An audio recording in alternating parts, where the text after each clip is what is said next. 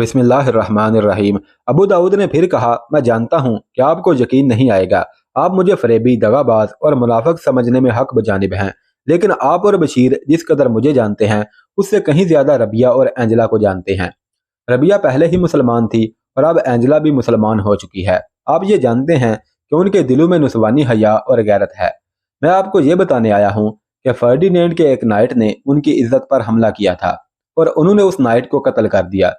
अदालत ने कत्ल के जुर्म में रबिया पर मुकदमा चलाया था और उसे मौत की सजा दे दी थी। लेकिन फैसले के दिन अचानक एंजेला ने अदालत में पहुंचकर यह बयान दे दिया कि फर्डिनेंड के नाइट के कत्ल की असली मुजरम मैं हूं। उसने यह भी तस्लीम किया कि वह मुसलमान हो चुकी है। इसके अलावा उसने अदालत और कलीसा की तौहीन की है और हुकूमत के मुतल्लिक उसकी तकरीर नहायत बागियाना थी। अदालत ने रबिया को जादूगरनी और हुकूमत और कलीसा की दुश्मन करार दिया है और एंजेला पर हुकूमत के खिलाफ बगावत, अपने मजहब से इर्तदाद और कलीसा और अदालत की तौहीन के जुराइम आयद किए हैं और फर्डिनेंड के नाइट के कत्ल का जुर्म भी उन दोनों पर आयद किया है। अब उन्हें जिंदा जलाने की सजा दी जा चुकी है। बदर बिन मुगीरा ने सवाल किया, कब? अबू दाऊद ने परेशान सा होकर जवाब दिया, इस सवाल का जवाब देने के लिए मैं मुनासिब मौका का मुंतजर था। बदर बिन मुगीरा ने अपने साथियों की तरफ देखते हुए कहा, बशीर और मंसूर के सिवा बाकी सब जा सकते हैं। जब वो कमरे से बाहर निकल गए तो बदर ने कहा, अबू दाऊद, मोमन एक ही सुराख से दोबारा नहीं डसा जा सकता। अगर लोशा का शहर आसमान पर नहीं तो मेरी बात पर यकीन करो कि मेरे आदमी एक हफ्ता के अंदर अंदर इस वाकया की छानबीन कर लेंगे। और ये मैं इसलिए कह रहा हूँ कि अगर तुम मुझे धोखा देने की नीयत से आए हो तो तुम्हें अपने अंजाम से बेपरवाह नहीं होना चाहिए।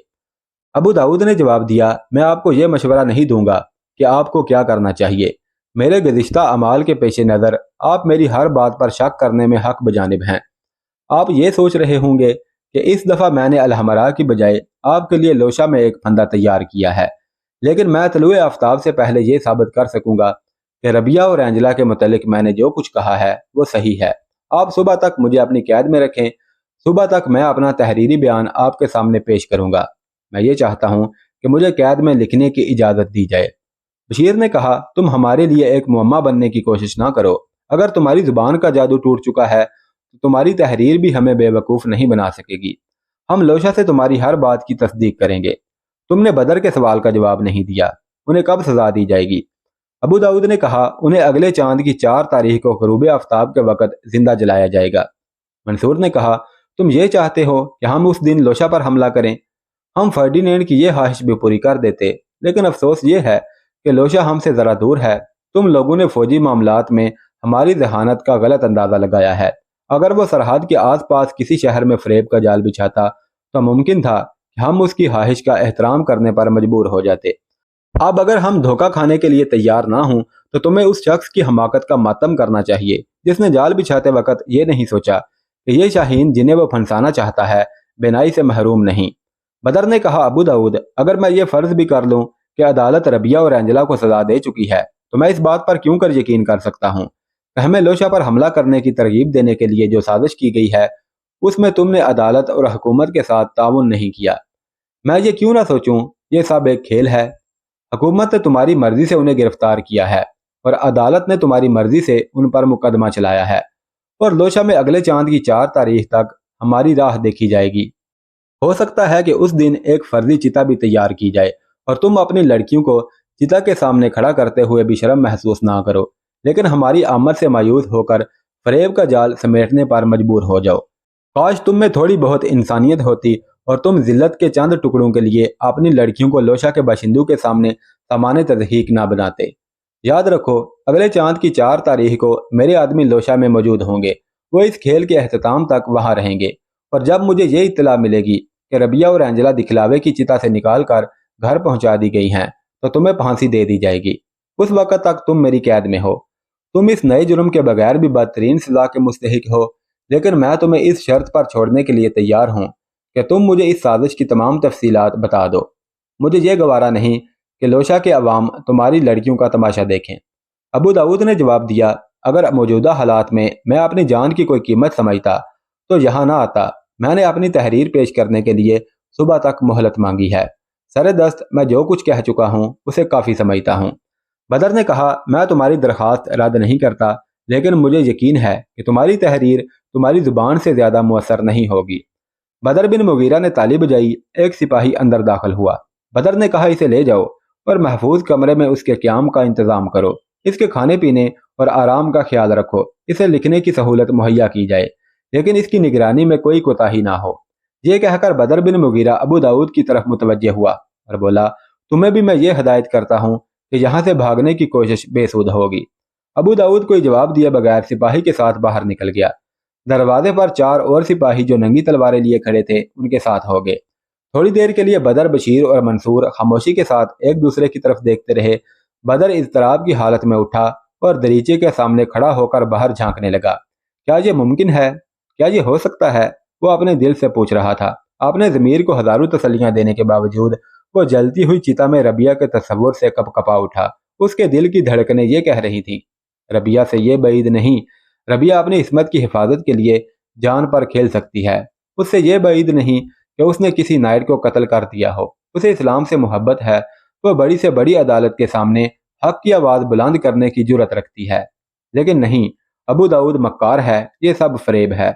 मंसूर उठकर बदर के करीब पहुंचा और उसके कंधे पर हाथ रखते हुए बोला, बदर, अगर यह बात दुरुस्त है तो तुम्हें इस बात का इत्मीनान होना चाहिए कि लोशा की कोई दीवार हमारा रास्ता नहीं रोक सकेगी। बदर बिन मुगीरा ने अचानक मुड़कर उसकी तरफ देखा और कहा, लोशा में 2 लड़कियों की जान गरनाता की लाखों लड़कियों से ज्यादा कीमती नहीं। उन मुजाहिदों ने सारी कौम का बोझ अपने कंधों पर उठाया है। मैं अपने हिस्से का बोझ उन पर नहीं डालूंगा। यह मामला फकत मेरी और बशीर की जात तक महदूद रहेगा। दोनों ने बशीर की तरफ देखा और वह उठकर खड़ा हो गया। उसके तासुरात का अंदाजा करना मुश्किल था। उसके चेहरे पर इस तूफान का कोई असर ना था जो उसके दिल की अथाह गहराइयों में करवट ले रहा था। थोड़ी देर वो एक चट्टान की तरह खड़ा रहा और फिर यह कहने के बाद बाहर निकल गया कि मैं जख्मियों को देखने जा रहा हूँ।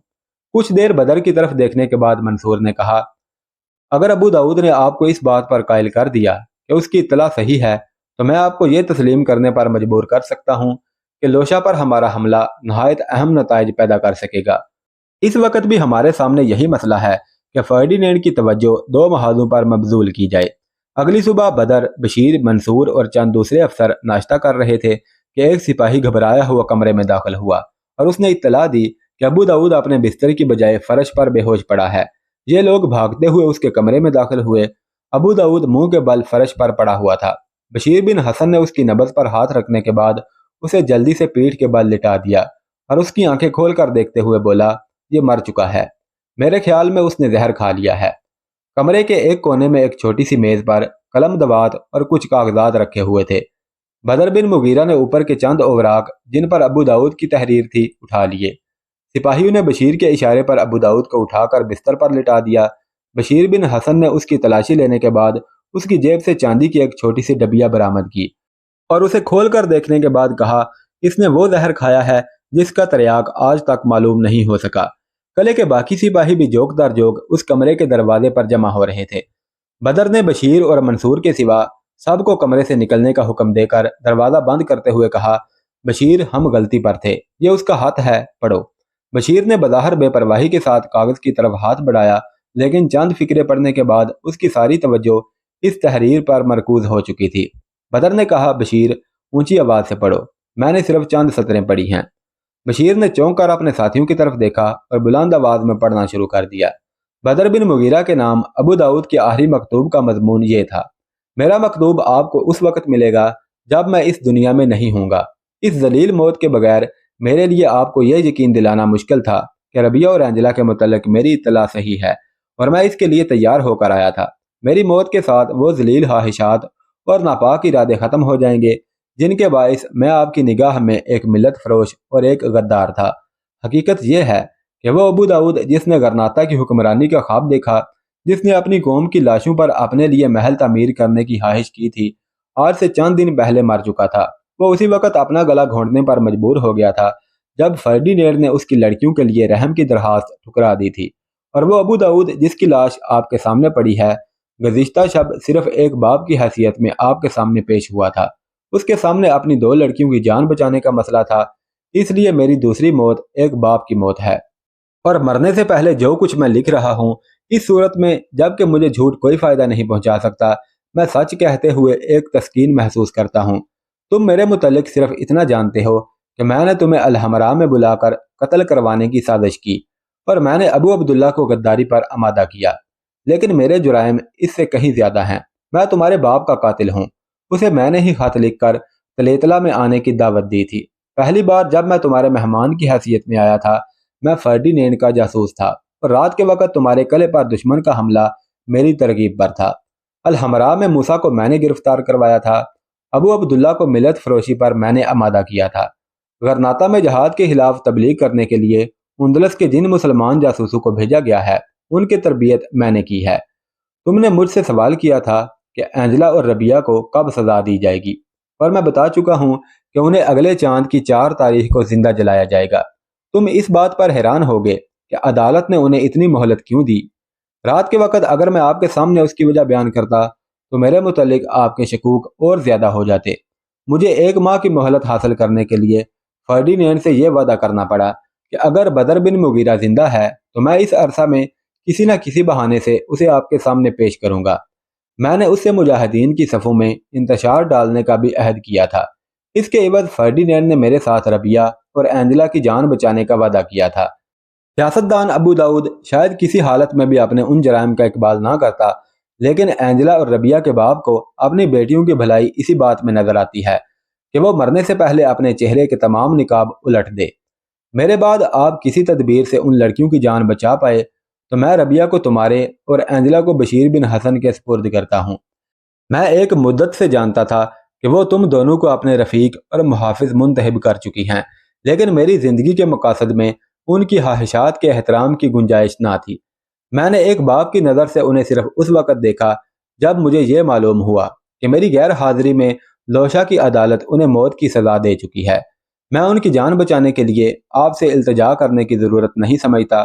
تم جانتے ہو کہ میرے ساتھ ربیہ اور اینجلا کا رشتہ صرف خون کا رشتہ ہے، اور میری موت کے بعد یہ رشتہ ختم ہو جائے گا۔ میں ان کا انجام نہیں دیکھوں گا۔ چیتا سے ان کی چیخیں میرے کانوں تک نہیں پہنچ سکیں گی۔ اگر میں زندہ رہتا تو بھی انہیں مرتے وقت اس بات کا ملال نہ ہوتا کہ وہ اپنے باپ سے جدا ہو رہی ہیں۔ انہیں میری دنیا سے کوئی دلچسپی نہیں۔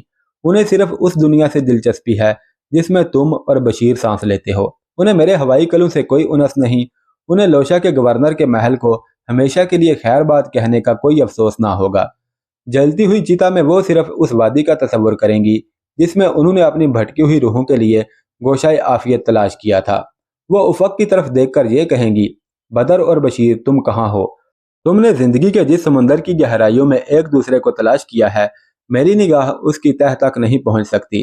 میں صرف یہ جانتا ہوں کہ انہوں نے فقط تمہاری وجہ سے اس سمندر میں غوطہ لگایا ہے۔ اب اگر ان کی زندگی کے چراغ بجھنے والے ہیں تو اس کی وجہ یہ ہے کہ تم نے ان میں طوفانوں کے ساتھ کھیلنے کی خواہش پیدا کی۔ وہ غیرت جس نے ربیہ یا اینجلا کو جان مائیکل کے قتل پر آمادہ کیا، دراصل تمہاری اور بشیر کی عطا کردہ تھی۔ وہ حوصلہ جس نے ایک لڑکی کے کمزور ہاتھوں کو برچے کا استعمال سکھا دیا تھا، وہ زبان جس نے عدالت میں باغیانہ تقریر کی، تمہارے خیالات کی ترجمانی کر رہی تھی۔ میں ربیہ اور اینجلا کو قید میں نہیں دیکھ سکا، لیکن ایک شخص جس نے انہیں دیکھا ہے مجھے یہ بتا چکا ہے کہ انہیں اپنے کیے کا ذرا بھی ملال نہیں۔ ان کا ایمان یہ ہے کہ خدا کو اگر ان کا زندہ رکھنا مقصود ہے تو وہ چتا کی آگ کو گلزار بنانے پر قادر ہے۔ بدر اور بشیر، تم مجھ سے بہتر جانتے ہو کہ ان کے دلوں میں یہ ایمان کس نے پیدا کیا۔ اگر تم ان سب باتوں کی ذمہ داری اپنے ساتھ لینے سے انکار نہیں کرتے تو میں یہ کہوں گا کہ ربیہ اور اینجلا کا معاملہ تمہارا اور بشیر کا معاملہ ہے، اور مجھے ان کے متعلق پریشان ہونے کی ضرورت نہیں۔ تم پر ان کی جان بچانے کا فرض عائد کر کے میں اپنے فرض سے سبق دوش ہوتا ہوں۔ میں تمہیں یہ نہیں بتا سکتا کہ تم کس طریقے سے ان کی جان بچا سکتے ہو، یہ سوچنا تمہارا کام ہے۔ میں اسپین کے مستقبل کے متعلق کچھ نہیں کہنا چاہتا۔ وقت نے یہ ثابت کر دیا ہے کہ میں نے آج تک جو کچھ سوچا اور جو کچھ کیا وہ غلط تھا۔ میں نے اپنے لیے پھول منتخب کیے اور اپنی قوم کے لیے کانٹے بچھائے، لیکن میرے حصے کے پھول فرڈینینڈ کے دامن کی زینت بن گئے۔ میرے ہاتھ اور پاؤں کانٹوں سے زخمی ہیں اور قوم کا انجام مجھے معلوم نہیں۔ میری سیاست ختم ہو چکی ہے۔ میں ذلت اور نامرادی کی موت مر رہا ہوں۔ آپ میری خودکشی کو قابل نفرت سمجھیں گے، لیکن میں آج اس حقیقت کو سمجھا ہوں کہ دنیا میں عزت کی موت صرف ان لوگوں کے لیے ہے جو عزت کی زندگی کا راستہ منتخب کرتے ہیں۔ اپنی بیوی کے متعلق میں نے کچھ نہیں کہا۔ میں اسے قابل ذکر نہیں سمجھتا۔ اس نے اینجلا کو بچانے کے لیے ربیہ کے خلاف شہادت دی تھی۔